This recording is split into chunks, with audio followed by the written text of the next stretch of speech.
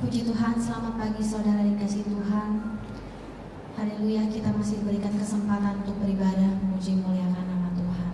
Mari saudara, sama-sama kita akan angkat pujian, ku kan terbang tinggi bagai Raja Wali. Haleluya.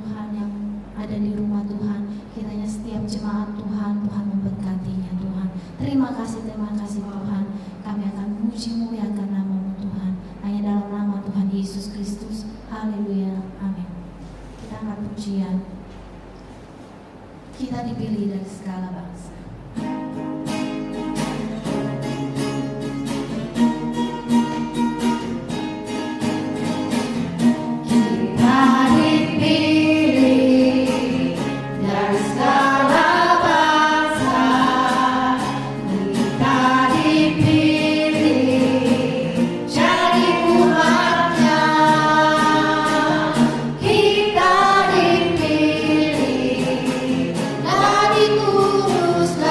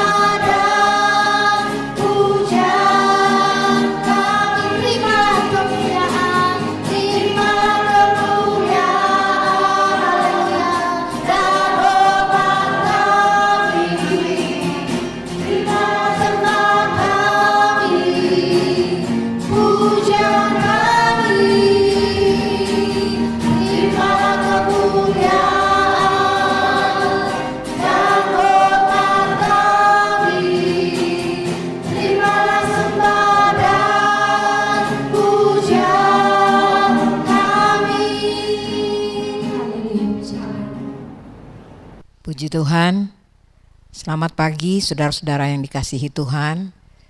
Sebelum kita masuk mendengarkan firman Tuhan, kita tunduk dan berdoa. Bapa di sorga, dalam nama Tuhan Yesus Kristus, hati kami terangkat menaikkan ucapan syukur dan terima kasih Tuhan. Kami ada di hadirat-Mu, kami ada untuk datang beribadah. Dan kami yakin Tuhan, setelah hati-Mu disenangkan dengan puji-pujian kami, Engkau siap untuk memberkati kami. Olehnya Tuhan, urapan-Mu ada di atas kami semua, baik hamba-Mu, semua yang melayani, baik mereka yang dilayani. Kami percaya Tuhan, Engkau akan memberkati kami kembali dengan perkara-perkara rohani.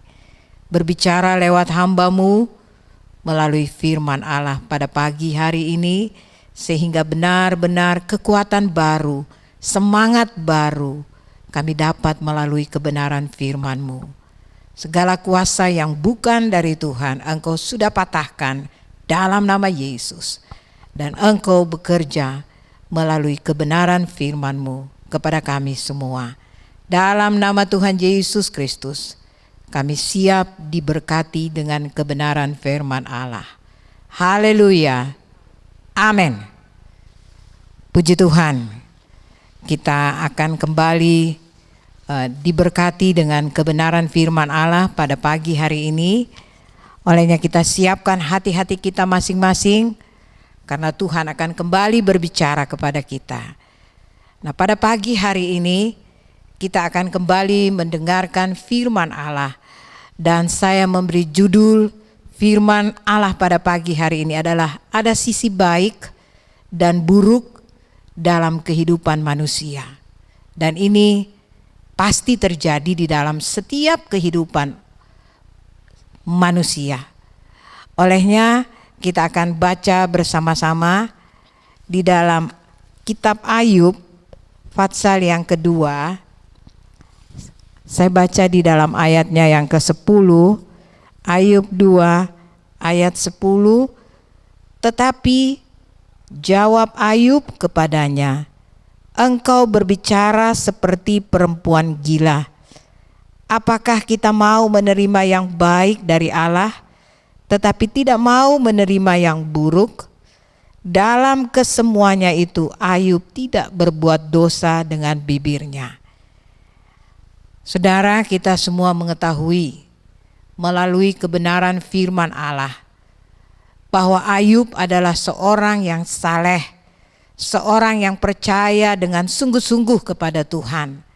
Tetapi Tuhan izinkan dia mengalami satu kesusahan besar dalam hidupnya, mengalami hal-hal yang tidak menyenangkan secara daging di dalam kehidupannya. Dan itulah kenyataannya, saudara-saudara. Karena di mana ada kehidupan, maka di situ ada tawa dan tangis, ada untung dan rugi, ada susah dan senang. Dalam pembacaan kita pada pagi hari ini, Ayub menjawab sikap istrinya yang hanya mau menerima yang baik, tetapi yang buruk tidak. Kita belajar dari pengalaman Ayub. Kita belajar bahwa hidup ini pasti ada sisi baik, ada sisi buruk, ada untung, ada rugi, ada susah, ada senang. Sebentar kita bisa di atas, tetapi sebentar juga kita bisa di bawah. Itu adalah kehidupan. Bukankah di antara kita banyak yang seperti istri Ayub? Kalau kita diberkati, Tuhan luar biasa baik. Tetapi ada saatnya Tuhan izinkan kita mengalami hal yang sulit, mungkin dalam ekonomi. Kita tidak bisa berkata bahwa Tuhan baik, itu adalah manusia. Tetapi kita belajar bahwa sifat Ayub adalah satu sifat yang benar-benar menghargai apa yang Tuhan lakukan dalam hidupnya. Ya, jangan sampai karena ada hal-hal yang tidak menyenangkan, kita tidak bersemangat lagi dalam hidup kita, damai sejahtera Allah hilang dari dalam kehidupan kita, sukacita, bahkan iman bisa goyah karena keadaan itu. Nah, kita belajar Ayub, dia tidak gentar walaupun sebagai manusia. Sering juga ada hal-hal yang membuat dia tidak berdaya. Tetapi yang pasti Ayub tetap arahkan pandangannya kepada Tuhan. Dalam hal ini Alkitab memberi 3 langkah. Bagaimana dengan hati yang bersyukur dan bersukacita, dan apapun yang diizinkan Allah dalam hidup kita, kita belajar untuk berterima kasih. Dan saya yakin, saya percaya, kalau ada Roh Kudus, tidak ada satu keadaan dalam hidup ini yang membuat saudara tidak dapat berterima kasih dan bersyukur kepada Tuhan. Nah, kita belajar pada pagi hari ini bahwa rela menerima sisi baik dan buruk sebagai warna kehidupan. Kita harus rela, karena ini adalah kehidupan. Ini adalah dunia. Ada sisi baik dan ada sisi buruk. Karena jika kita tidak bersedia menerima sisi baik dan buruk dalam hidup kita, maka kita dianggap tidak memakai akal sehat. Seperti apa yang tadi dikatakan oleh Ayub. Dia berbicara keras kepada istrinya. Pada saat mungkin Ayub mengalami berkat-berkat yang luar biasa, istrinya ada untuk selalu menghibur dia. Tetapi pada saat Ayub terpuruk karena pencobaan, karena masalah, istrinya menjauhi dia. Sehingga Ayub berkata, jangan hanya sisi baik engkau bisa menerima kenyataan, tetapi sisi buruk pun kau harus belajar menerima kenyataan. Saudara, di sini kita belajar bahwa sebagai orang-orang yang memiliki kehidupan rohani, sewaktu-waktu dalam hidup ini, bukan akal kita lagi yang berbicara, tetapi kita belajar untuk memakai perasaan rohani, iman yang ada di dalam kita untuk melihat keadaan hidup. Sehingga kita akan bertambah di dalam pengalaman rohani. Kita akan bertambah-tambah di dalam pemahaman kita akan Tuhan yang kita sembah. Sebab Tuhan lebih tahu apa yang baik buat kita lebih daripada apa yang kita tahu yang terbaik buat hidup kita. Jadi sebenarnya simple saja. Kalaupun toh dalam hidup ini ada sisi yang tidak menyenangkan, ada keadaan yang tidak menyenangkan, kita terima saja. Yang penting kita tetap ada di dalam jalur kebenaran firman Allah. Tuhan yang besar yang akan selalu ada dan mendampingi serta membela kita. Kita belajar dari bagaimana Ayub menghadapi hidup ini, saudara-saudara yang dikasihi oleh Tuhan. Jadi di sini kita belajar untuk memakai pandangan rohani kita terhadap Tuhan. Ya, untuk melihat hidup ini, karena pemazmur pun katakan di dalam Mazmur Fatsal yang ke-23. Kadangkala hidup ini ada di lembah kekelaman. Tapi ada waktunya. Kita ada di air yang tenang, ada di rumput yang hijau. Tapi yang pasti, gembala yang baik itu ada. Tidak ada satu keadaan dalam hidup ini yang tidak menyenangkan. Karena gembala yang baik itu memelihara jiwa kita. Dia yang akan selalu mendampingi hidup kita. Dan saya yakin, saya percaya, jaminannya adalah Tuhan Yesus Kristus. Kalau saja kita tetap di dalam Dia, tidak ada satu sisi pun dalam hidup ini yang kita lewati tanpa bersyukur kepada Tuhan. Dan kita juga belajar supaya jangan izinkan hal-hal yang buruk menggoyahkan iman kita. Sebab begini, pada dasarnya setiap manusia selalu pada saat dia menghadapi satu masalah, pada saat dia menghadapi satu persoalan dan problem dalam hidup, pada saat itu dia lemah dan yang dia lihat adalah masalahnya, problemnya lebih besar sehingga membuat dia tidak berdaya. Nah, ini adalah kita izinkan sisi buruk itu lebih berkuasa dalam hidup kita. Padahal saudara-saudara, Tuhan ada di dalam kehidupan kita. Roh Kudus ada di dalam kehidupan kita. Belajar, jangan izinkan sisi buruk itu. Hal-hal yang membuat kita tidak berdaya, membuat kita lemah, itu yang menguasai hidup kita. Tapi belajar bahwa firman Tuhan katakan, Dia yang ada di dalam kita, Roh Kudus yang ada di dalam kita lebih besar dari masalah yang kita hadapi. Lebih besar dari keadaan yang kita hadapi. Teristimewa pada hari-hari ini. Belajar untuk melihat kuasa Tuhan. Belajar untuk melihat bagaimana Tuhan dapat berkarya dalam hidup kita. Daripada kita melihat keadaan yang tidak menyenangkan.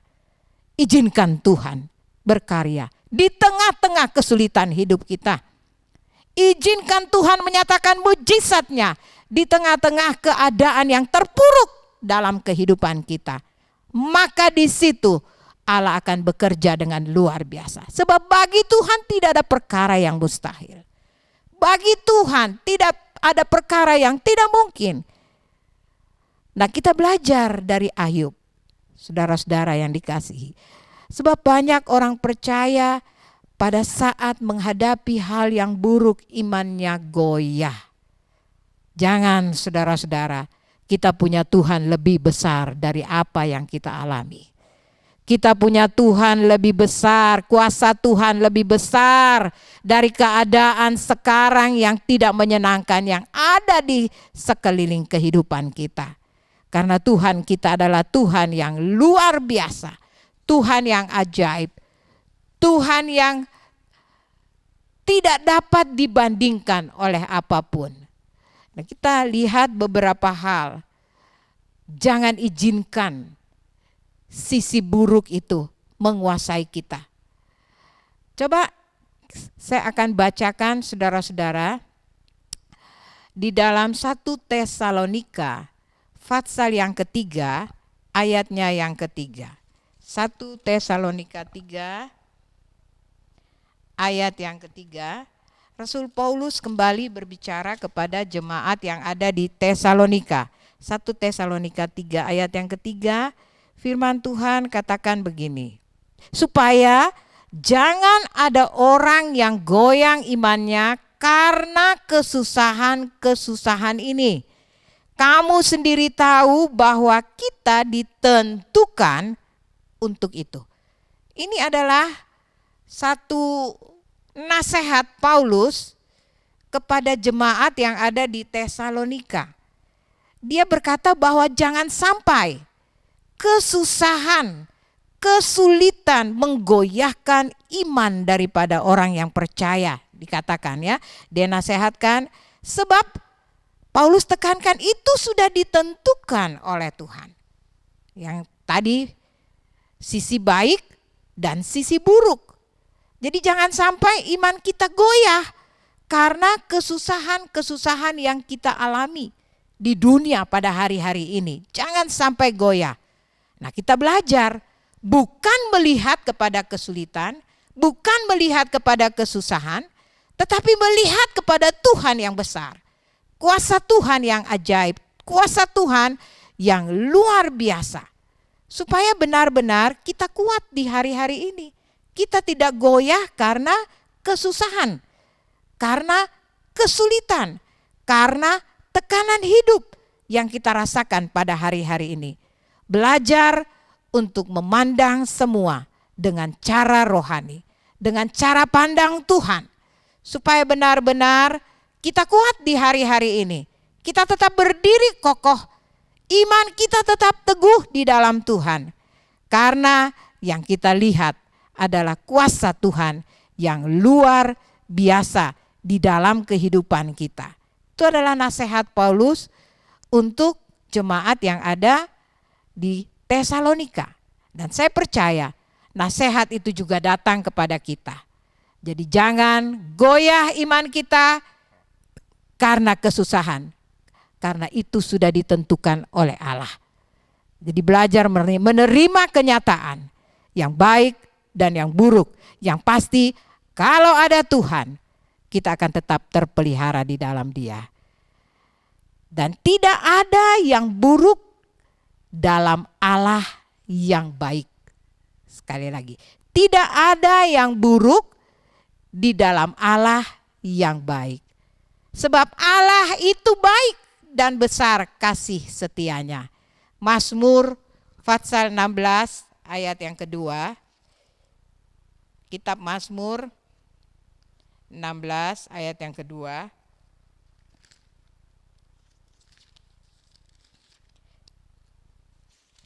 Firman Tuhan katakan, aku berkata kepada Tuhan, Engkaulah Tuhanku, tidak ada yang baik bagiku selain Engkau.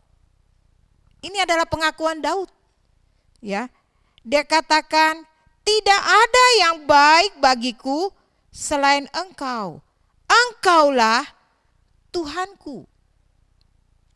Ia mampu menghadirkan sesuatu yang baik, Tuhan mampu menghadirkan sesuatu yang baik di belakang hal-hal yang buruk. Saudara-saudara, jadi kalau Tuhan izinkan kita mengalami hal-hal yang tidak menyenangkan dalam hidup ini, kita harus percaya sebagaimana pengalaman Raja Daud. Di balik semua yang buruk, Tuhan sediakan kemuliaannya. Tuhan sediakan hal-hal yang luar biasa. Jadi manusia itu memang seringkali Tuhan izinkan. Seperti tadi di dalam Mazmur 23, ada waktu kita di lembah kekelaman. Ada waktu kita di dalam satu keadaan yang sepertinya gelap. Sepertinya kita tidak melihat sesuatu yang baik. Tetapi ada waktunya kita ada di rumput yang hijau, air yang tenang. Yang penting ada Tuhan. Yang penting kita ada di dalam jalan-jalan Tuhan. Dan pengalaman Daud pun luar biasa. Dia berkata, hanya Engkaulah Tuhanku dan tidak ada yang baik bagiku selain Engkau. Jadi tidak ada yang buruk di dalam Allah. Yang buruk itu pengalaman-pengalaman hidup yang ada di dalam dunia itu pasti kita akan hadapi. Itu pasti kita akan alami. Setiap manusia punya persoalan. Setiap manusia punya masalah. Tetapi selalu ada jalan keluar. Kalau kita ada di dalam Tuhan. Dan dikatakan juga itulah sebabnya kita harus mampu melihatnya seperti apa yang dilihat oleh Yusuf. Ya. Melihat bahwa tidak ada yang buruk dalam Allah yang baik. Saya baca di dalam kitab Kejadian pasal 45 ayat yang ke-7 dan ayat yang ke-8. Kejadian 45 ayat 7 dan ayatnya yang ke-8. Firman Tuhan katakan, maka Allah telah menyuruh aku mendahului kamu untuk menjamin kelanjutan keturunanmu di bumi ini dan untuk memelihara hidupmu sehingga sebagian besar daripadamu tertolong. Jadi bukanlah kamu yang menyuruh aku ke sini, tetapi Allah. Dialah yang telah menempatkan aku sebagai bapa bagi Firaun dan tuan atas seluruh istananya dan sebagai kuasa atas seluruh tanah Mesir. Ini Yusuf memperkenalkan diri kepada saudara-saudaranya pada masa kesusahan. Ya, pada masa kelaparan, pada masa kesulitan. Yusuf datang dan saudara-saudara Yusuf datang kepada Yusuf dan dia berkata itu. Jadi di sini kita melihat bersama-sama, kita harus mampu melihat bagaimana Allah bekerja seperti Yusuf sekalipun dia tersakiti. Sekalipun dia disakiti oleh saudara-saudaranya, apakah dia balas dengan hal yang jahat? Tidak. Dia melihat bahwa Allah mau pakai dia untuk menjadi berkat di tengah-tengah kesusahan bagi saudara-saudaranya. Saudara, ini satu pemikiran, satu pandangan yang luar biasa. Saudara, walaupun keadaan sulit di hari-hari ini, jangan kita seperti orang-orang yang tidak percaya, yang melihat kesulitan itu seperti beban. Tapi jadilah seperti Yusuf, di tengah-tengah kesulitan dia menjadi berkat bagi keluarganya. Tidak ada salahnya kita sebagai anak-anak Tuhan belajar berdiri di tengah-tengah kesulitan hidup, di tengah-tengah kesusahan, melihat bagaimana caranya untuk kita menjadi berkat bagi lain orang. Kita melihat sisi yang lain dari kehidupan rohani. Yusuf bisa menjadi berkat di tengah-tengah kesulitan karena dia melihat Allah yang baik di tengah-tengah kesulitan hidup. Kita belajar untuk melihat, memandang seperti Yusuf, menjadi berkat bagi orang lain. Jangan terus untuk diri kita. Belajar bagaimana walaupun kesulitan ada, kita bisa menjadi berkat. Saudara-saudara yang dikasihi Tuhan, kita belajar bahwa hidup ini ada sisi baik dan buruk. Tetapi tadi saya katakan bahwa tidak ada yang buruk di dalam Allah kita yang baik. Bagaimana Yusuf, dan juga kita lihat bagaimana Rasul Paulus katakan di dalam Roma pasal yang ke-8 ayat yang ke-28 sebagai hal yang terakhir. Roma 8 ayatnya yang ke-28 dikatakan begini oleh Paulus. Roma 8 ayat 28. Firman Tuhan katakan, kita tahu sekarang bahwa Allah turut bekerja dalam segala sesuatu untuk mendatangkan kebaikan bagi mereka yang mengasihi Dia, yaitu bagi mereka yang terpanggil sesuai dengan rencana Allah. Puji Tuhan, saudara-saudara. Rasul Paulus ingatkan kepada jemaat yang ada di Roma, sekalipun ada kesulitan, sekalipun ada keadaan yang tidak menyenangkan, kalau Allah bekerja melalui kehidupan kita dalam segala sesuatu, dikatakan maka itu akan mendatangkan kebaikan. Luar biasa Allah kita. Luar biasa Yesus yang kita percaya. Dia selalu menjamin yang terbaik buat kehidupan kita. Selalu ada jalan keluar. Tuhan selalu punya cara untuk menolong kita. Saya selalu berbicara kepada diri saya sendiri dalam doa-doa saya. Sekalipun keadaan sulit, sekalipun keadaan tidak menyenangkan, saya selalu berpikir yang positif buat kehidupan saya, buat rumah tangga saya, buat pelayanan saya, bahwa segala sesuatu yang terjadi atas hidup ini Tuhan tahu. Ya, Tuhan mengerti, Tuhan mengenal kita. Dan saya selalu meyakinkan diri saya bahwa Tuhan punya banyak cara. Tuhan punya banyak jalan. Tuhan dapat pakai siapa saja untuk menopang kita. Karena Tuhan adalah Tuhan. Allah yang kita sembah adalah Tuhan. Maka kita tidak perlu takut. Kita tidak perlu khawatir akan hidup ini. Sisi baik, sisi buruk, itu sudah ditentukan, kata firman Tuhan. Tinggal bagaimana kita menjalani hidup ini. Percayalah bahwa di dalam Allah yang baik tidak ada yang buruk. Dan kita tetap berdiri dan berpegang kepada kebenaran firman Allah. Maka saudara-saudara, saudara akan melihat hal-hal yang luar biasa. Di balik keadaan yang buruk, Tuhan sudah sediakan berkat yang besar. Tuhan sudah sediakan kemuliaannya.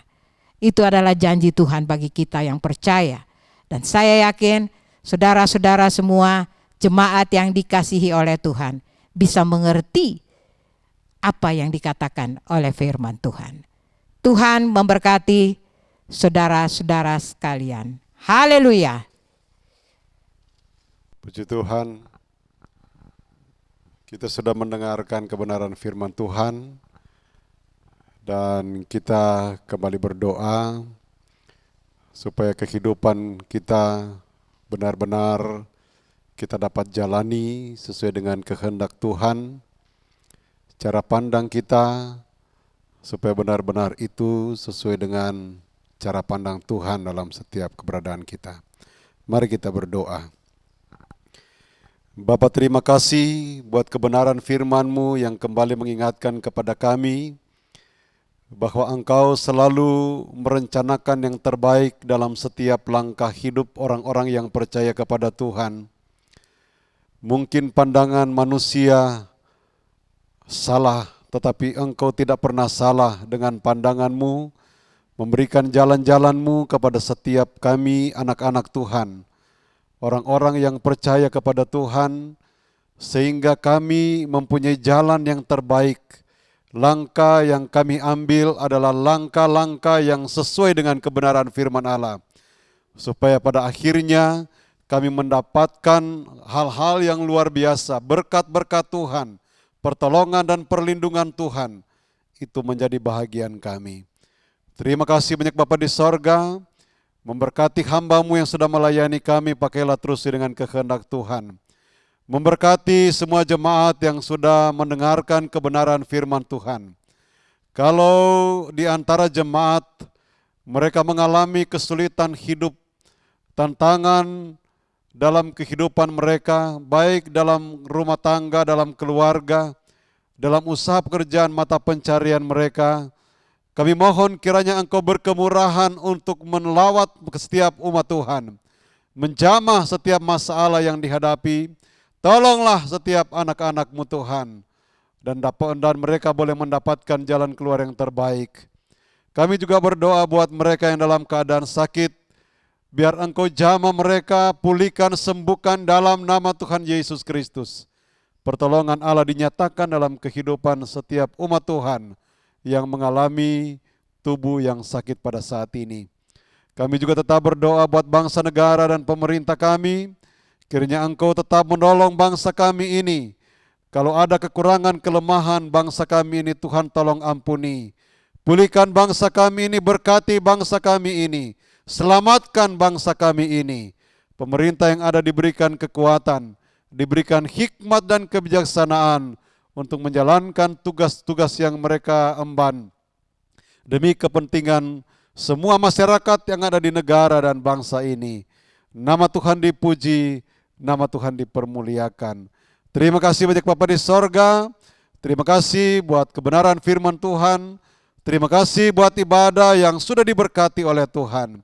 Dan pada akhirnya, saudara-saudaraku sekalian, terimalah berkat daripada Allah Bapa, cinta kasih dari Tuhan Yesus Kristus sebagai Allah Anak, persekutuan Allah Roh Kudus, menyertai kita sekalian, menuntun, menghibur, menguatkan, bahkan meneguhkan iman, percaya, keyakinan kita.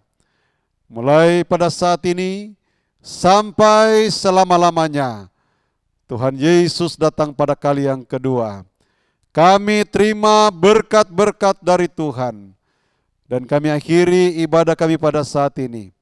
Kami alaskan hanya di dalam nama Tuhan Yesus Kristus. Haleluya.